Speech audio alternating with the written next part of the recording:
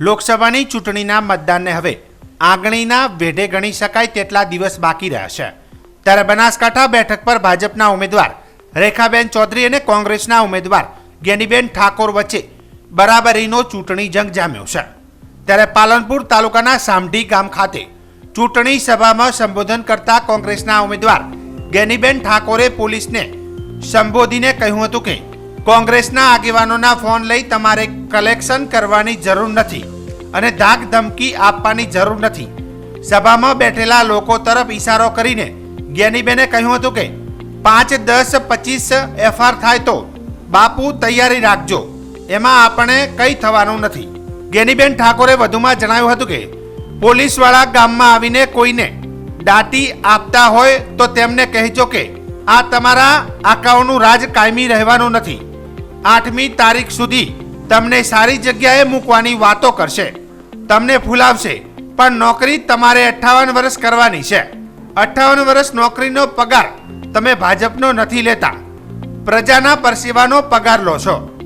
પોલીસને વોર્નિંગ આપતા જ્ઞાનીબેન ઠાકોરે જણાવ્યું હતું કે અમે ગાંધી વિચારધારાવાળા છીએ, કાયદો વ્યવસ્થાને માનીએ છીએ, છતાં પણ તમે કાયદાને ઓવરટેક કરશો અને કોઈને દબાવવા માટેના પ્રયત્ન કરશો તો પછી તમારા જેવું થતા અમને વાર નહીં લાગે તેવું જણાવ્યું હતું।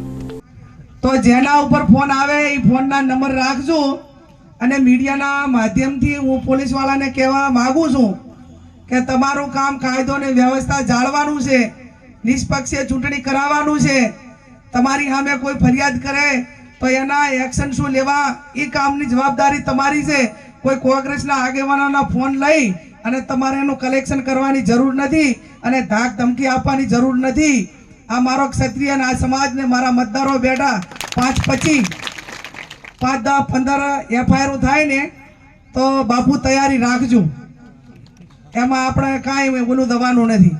અને એવા પોલીસવાળા ગામમાં આવીને કોઈ દાટી આપતા હોય ને તો એમને કહેજો કે આ તમારું આકાઓનું રાજી કાયમી રહેવાનું નથી, એ તમે 8મી તારીખ સુધી તમને સારી જગ્યાએ મૂકવા માટેની વાતો કરશે, તમને ફૂલાવશે, પણ નોકરી તમારે 58 વર્ષ કરવાની છે અને 58 વર્ષ નોકરીનો પગાર એ તમે ભાજપનો પગાર નથી લેતા, તમે પ્રજાના પરસેવાનો પગાર લ્યો છો। તમને લોકોના પૈસા જે ટેક્સના પૈસા છે એનો પગાર મળે છે, એટલે આટલી બાબત ધ્યાનમાં રાખીને મહેરબાની કરજો। અને મેં કીધું એમ કે અમે ગાંધી વિચારધારાવાળા છે, કાયદો વ્યવસ્થાને માનીએ છીએ, બધાને સન્માન આપીએ છીએ, પણ છતાં તમે તો કાયદાને ઓવરટેક કરીને, નિયમોને ઓવરટેક કરીને ક્યાંક ને ક્યાંક કોઈને દબાવવા માટેના પ્રયત્નો કરશો તો પછી તમે જેવા છો એવા અમને થવામાં વાર લાગશે નહીં। એટલી વાત કહીને આપ સૌનો આભાર। જય હિન્દ, જય ભારત।